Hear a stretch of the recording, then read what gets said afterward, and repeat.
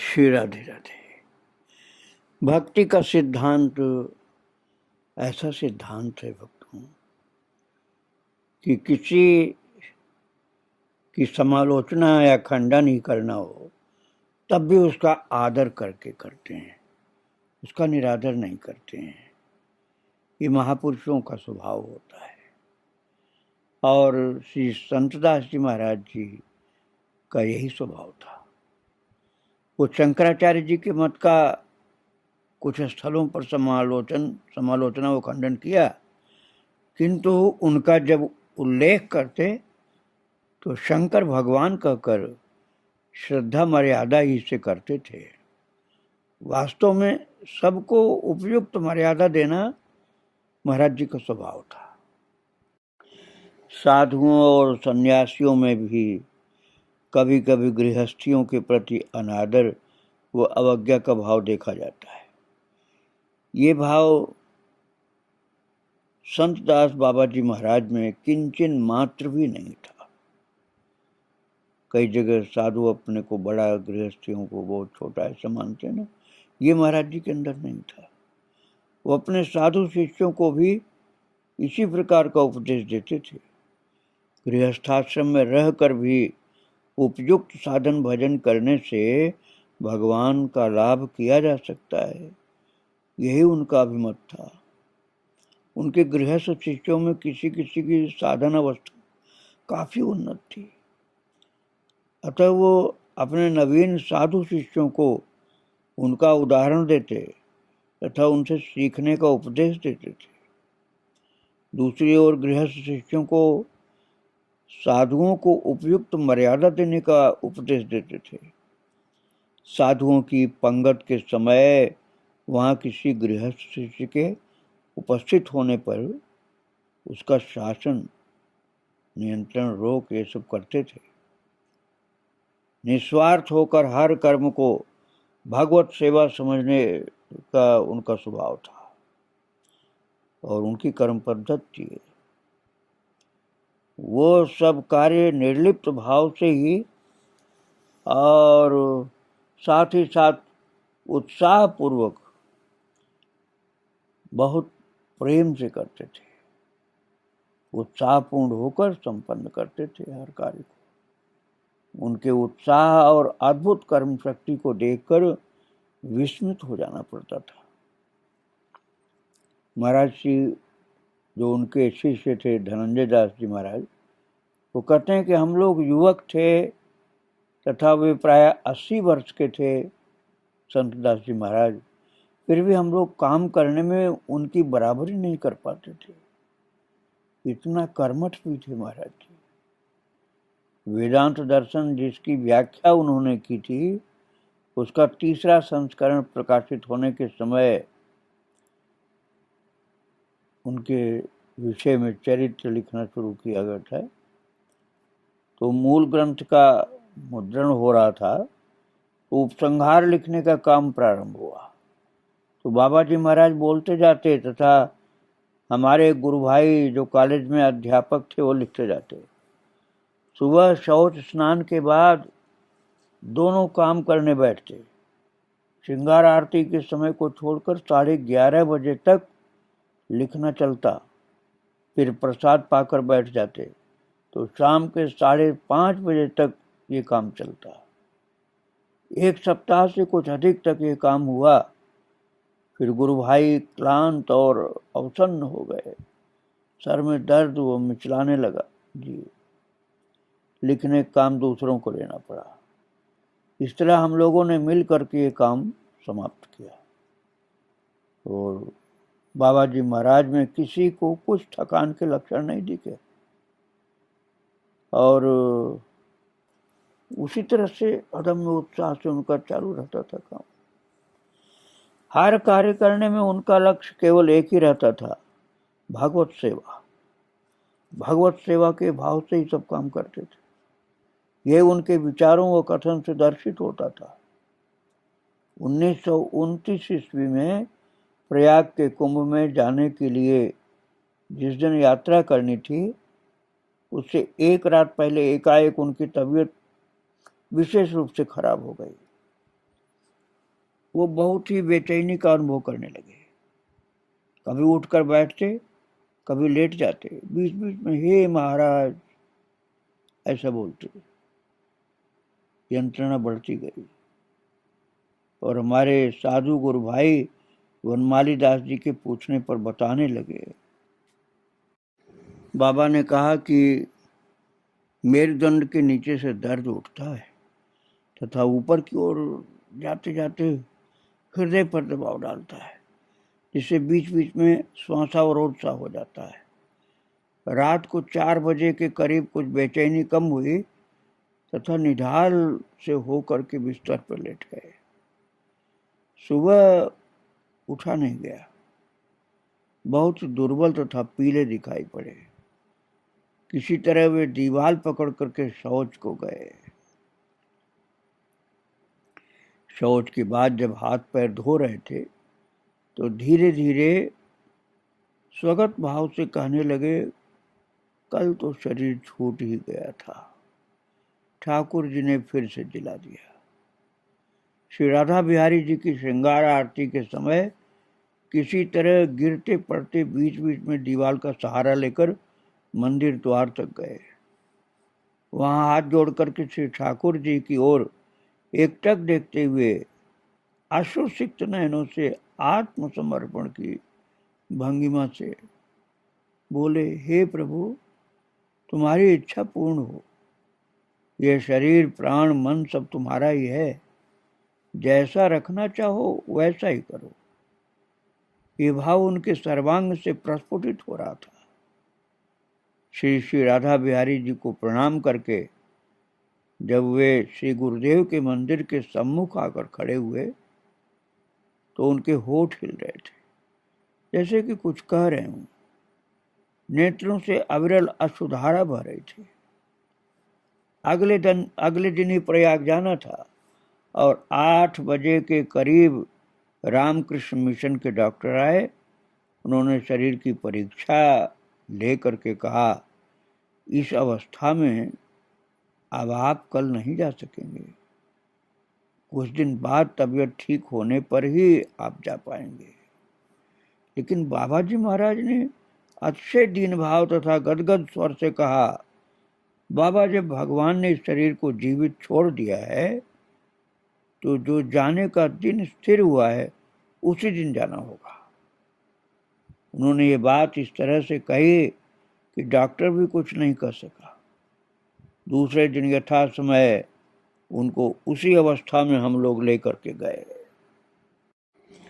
उनकी दीक्षा का भी वास्तविक तात्पर्य अविद्याग्रस्त जीव रूपी भगवान की सेवा था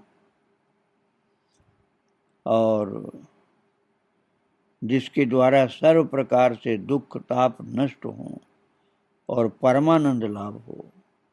उसी दीक्षा दान से जीवन के प्रत्येक कार्य साधारण तथा बड़े किस प्रकार से भगवत सेवा समझकर करें, ये उन्होंने अपने शिष्यों को उपदेश दिया। उनके कर्म संबंधी अन्य एक विषय को देख करके भी हम लोग विस्मित हो जाते थे। काम के समय पर उनको बीमारी नहीं रहती थी, बहुत तत्परता से कार्य करते थे। शिवपुर के आश्रम की जिस दिन प्रतिष्ठा होने वाली थी उससे पहले दिन उन्हें दस्त हो गए थे, काफी दुर्बल हो गए थे। रात तक इलाज से भी कुछ विशेष अंतर नहीं दिखाई पड़ा। अगले दिन श्री राधा बिहारी जी की प्रतिष्ठा, वैदिक यज्ञ, अद्भुत कुछ था। अतः उन्होंने प्रयोजन के अनुसार सब कुछ किया और स्वस्थ रहे। दूसरे दिन फिर तबीयत खराब हो गई, वही दस्त फिर शुरू हो गए। ऐसा लगता मानो पीड़ा भी उनको कुछ समय की छुट्टी दे देती थी। इस प्रकार से प्राय होता था और देहांत से 2-4 दिन पहले भी इसी प्रकार से हुआ था।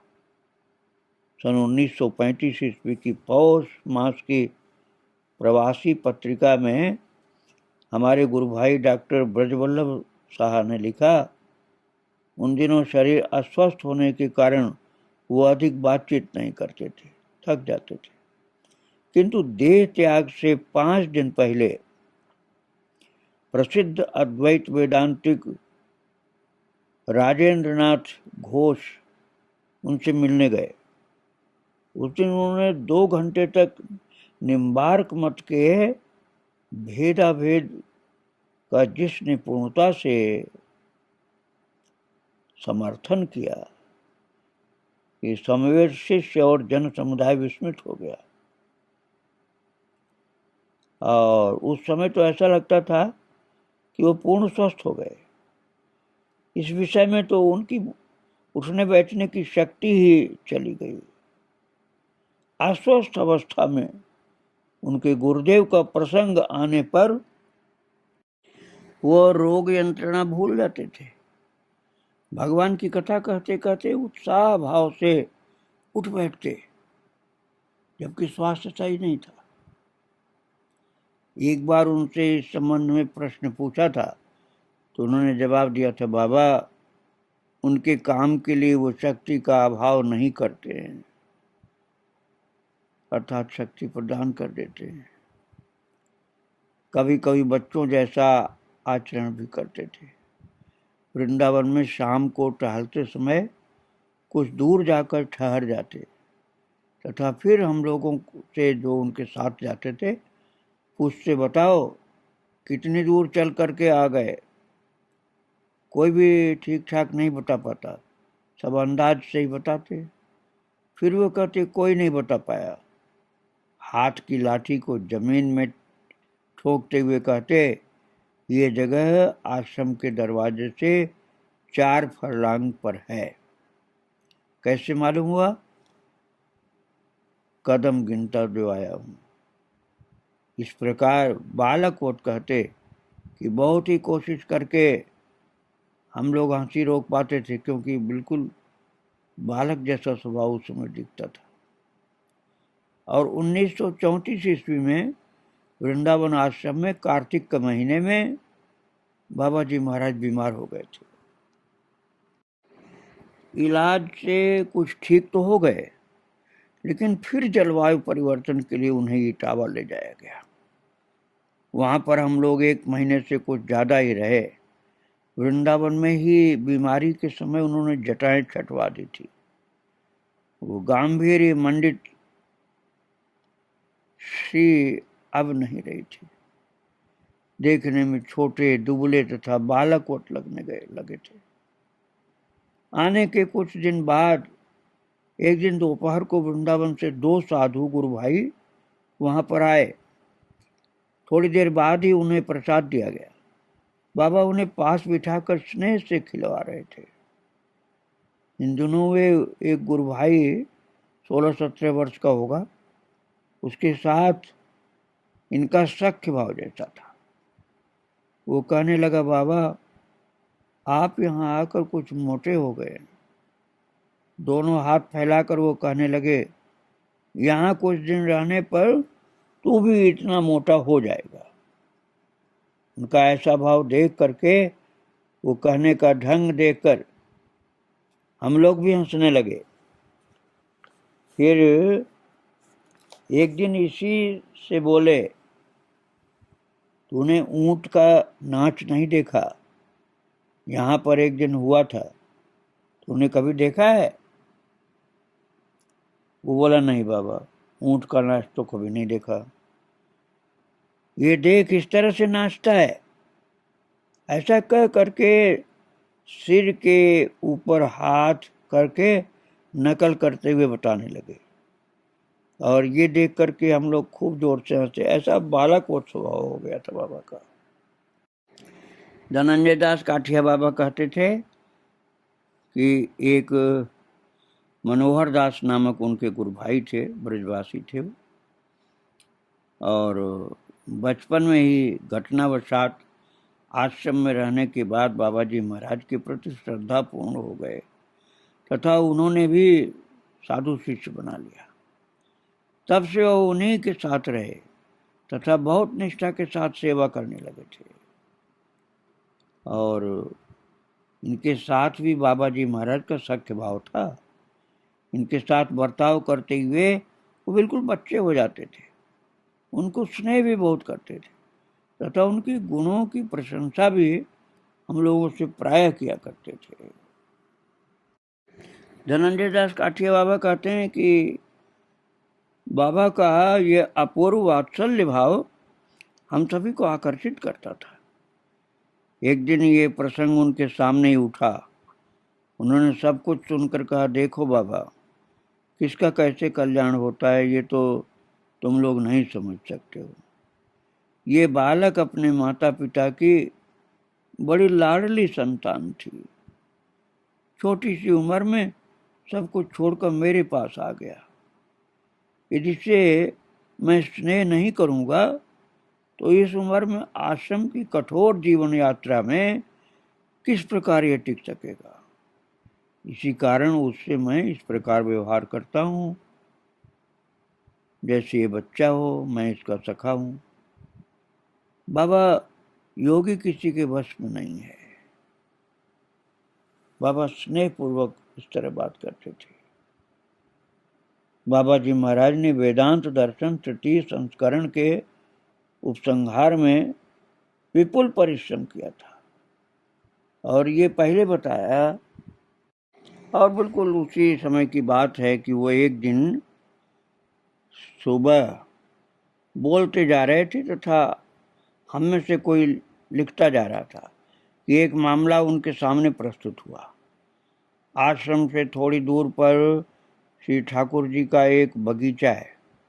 वहाँ पर फूल, तुलसी तथा साग सब्जी होती है। भजन लाल नामक एक ब्रजवासी नौकर बहुत दिनों से बगीचे का काम कर रहा था। उसने बगीचे से कुछ ग्वार की फली चोरी कर ली थी। अतः उसके विरुद्ध कुछ लोग शिकायत लेकर के आए। बाबा जी महाराज ने सब कुछ सुनकर के कहा, उसको बुलाओ। भजनलाल ने आकर के अपना अपराध अस्वीकार किया। वो उससे जिरह करने लगे। इस पर वो ठीक से जवाब नहीं दे सका और उसका अपराध प्रमाणित हो गया। तब वो बहुत गुस्से में चोरी किया, फिर हमारे सामने झूठ भी कहने लगा। कहते हुए आसन पर से उठे और उसके पास जाकर के प्यार से एक थप्पड़ लगाया। फिर ऐसा काम करोगे तो यहाँ से निकाल देंगे, ये कह करके वापस आसन पर आकर के बैठ गए। और आसन पर बैठते ही उनका क्रोध न जाने कहाँ चला गया और फिर बोले, अरे तुम लोग बैठो बैठो। और कह करके महाराज कुछ लिखा रहे थे तो आगे लिखाने भी लग गए, जैसे क्रोध उनको हुआ ही नहीं था।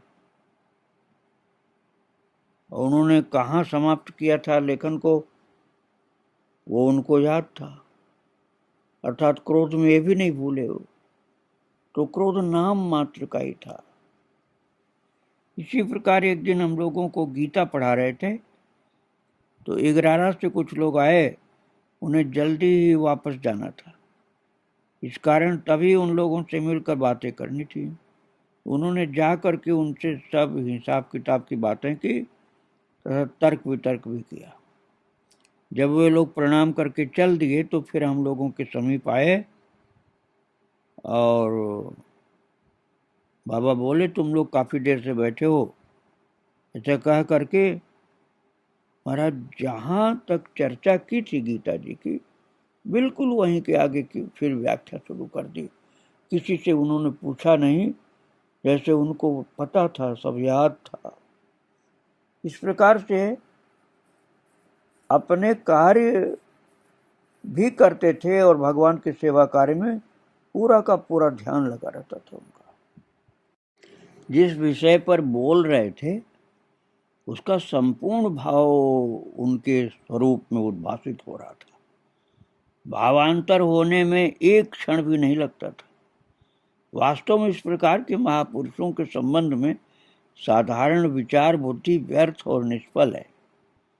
उनके संसर्ग में अनेक समय बिताने तथा उनका आचरण उपलब्ध करके उनके विषय में मेरी तो ये दृढ़ धारणा हो गई है कि उनके बाह्य रूप के अंतराल में जो पूर्ण स्वरूप है वो हमारे लिए बोधातीत विषय है।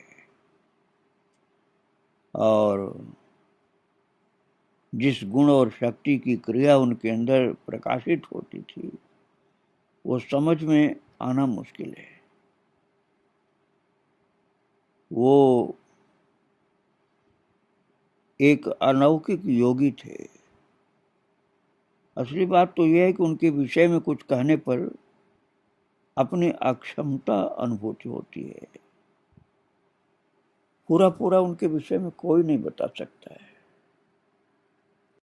एक बार महाराज जी काशी जब गए थे तो उनकी जन्म कुंडली किसी महान योगी ने बनाई थी। योगी भी थे वो और ज्योतिषी भी थे।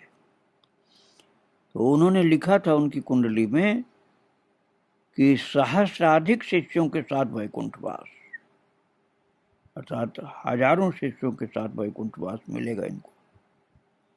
और उम्र के विषय में था कि वैसे तो उम्र 69 वर्ष तक है, लेकिन साथ ही साथ ये भी था कि साधन फलस्वरूप उम्र बढ़ सकती है। भक्ति के साधना के द्वारा उम्र बढ़ भी सकती है, ऐसा भी कुंडली में इनके लिखा हुआ था। सन 1929 ईस्वी में प्रयाग कुंभ मेले से पहले एक रात को उनकी तबीयत बहुत खराब हो गई थी। उस समय उनकी आयु भृग संहिता के अनुसार पूर्ण होकर के थोड़ा समय और हो गया था। जिस तरह से देह त्याग के समय अवस्था होती है वही अवस्था उनकी उस रात को हो गई थी। बाबा जी ने उन्होंने किसी किसी शिष्य को ये बात बताई थी बाद में कि देह त्याग तो उस दिन ही समझ लो हो गया था मेरा, लेकिन फिर भी श्री ठाकुर जी ने उनको कुछ समय के लिए जीवित और कर लिया है। लोक कल्याण के लिए उन्हें कुछ काम और भी करना है, इस कारण वो कुछ समय के लिए संसार में और ठहर गए हैं। महाराज जी ने खुद बताया था कि मेरा समय पूरा हो चुका था, भगवान ने अपनी ओर से कुछ समय और दे दिया। जब इसके बाद वो पूर्ण स्वस्थ फिर तो कभी नहीं थे पूरा, लेकिन कार्य करते थे अपना। उनके आमाशय की पुरानी बीमारी बीच बीच में उखड़ती थी। लगभग 6 वर्षों के बीच 4-5 बार बीमार भी पड़े। 1932 ईस्वी में आषाढ़ में जब पटना से वृंदावन आ रहे थे तो गाड़ी में ही लू लग जाने के कारण बहुत बीमार हुए। कितने दिन बिस्तर पर रहे। अगले वर्ष श्रावण में जब शिवपुर में थे तब भी कठिन पीड़ा से आक्रांत थे। इस प्रकार जीर्ण शरीर लेकर ही वो सुंदर सुष्ट कार्य करते रहे। भले ही जीर्ण शरीर था, बीमार थे, लेकिन कार्य भगवान का वो करते रहते थे। सन 1934 ईस्वी के जाड़ों में बाबा जी महाराज जो बीमार हुए तो पूर्णतः तो ठीक नहीं हुए। इटावा में रहने से उनका स्वास्थ्य थोड़ा अवश्य अच्छा हो गया था, किंतु पौष मास में भी वो दादा गुरु जी के उत्सव के लिए फिर वृंदावन आए। वृंदावन आते ही फिर से बुखार आने लगा। उत्सव के बाद बाबा जी महाराज की इच्छा अनुसार पहले तो इगरारा गए। खुली जगह होने के कारण वहाँ की जलवायु अच्छी थी, लेकिन वहाँ 1 महीना रहने पर भी स्वास्थ्य में कुछ अंतर नहीं आया। गुरु भाइयों को जब वो संवाद मिला तो उन्होंने अन्य किसी स्वास्थ्यकर स्थान के लिए जाने के लिए अनुरोध पत्र भेजे। पटना कॉलेज के अध्यापक श्रद्धेय गुरु भाई सुधीर गोपाल मुखोपाध्याय ने पटना आने के लिए प्रार्थना की तथा किराया भी भेजा। तदनुसार वे इगरारा से लौटकर वृंदावन आए तथा फिर 2-4 दिन बाद पटना जाने के लिए तैयार हुए। और इस प्रकार से वृंदावन से पटना जाने का निश्चय करके यात्रा शुरू कर दी अपनी। और पटना पहुंच करके पहले तो कुछ उन्नति लगी, किंतु फिर अधिक नहीं हुई। वहां से गया, हजारीबाग, गिरिडीह और जामताड़ा हो करके जेठ के महीने में शिवपुर आश्रम पहुंचे। किसी स्थान पर भी विशेष स्वास्थ्य की उन्नति नहीं हुई। हर स्थान पर जाते ही कुछ दिन ठीक लगता, किंतु फिर कुछ परिवर्तन नहीं होता। फिर वो कहते कि हर नई जगह जाने पर जलवायु के प्रभाव से कुछ उन्नति होती है और 3 सप्ताह के बाद फिर उसमें ज़्यादा अंतर नहीं दिखता। तो इस तरह से महाराज जी का स्वास्थ्य कुछ खराब रहने लग गया, लेकिन स्वास्थ्य खराब होने पर भी अपना कार्य कर लेते थे और भगवान का भी कार्य करते रहते थे। गीता का प्रवचन करते थे, भक्तों का चरित्र सुनाते थे, भगवान की सेवा की बातें बताते थे। इस प्रकार से महाराज जी अर्थात संतदास काठिया बाबा, संतदास काठिया बाबा महाराज, जिनकी आयु ठाकुर जी ने बढ़ा दी थी, भगवान की सेवा में समर्पित थे, भले ही स्वास्थ्य अब सही नहीं रहता था। इसी तरह से शिक्षा देते थे कि स्वास्थ्य सही नहीं हो तब भी भगवान की सेवा करते रहो, प्रभु की सेवा से अलग मत हो। जैसा भी स्वास्थ्य ठाकुर जी की सेवा जितना बन सकती उतनी करते रहो। महाराज जी का चरित्र आगे फिर सुनाऊंगा। आज उनको प्रणाम करके यहीं विराम दे रहा हूँ। श्री राधे राधे, जय श्री राधे।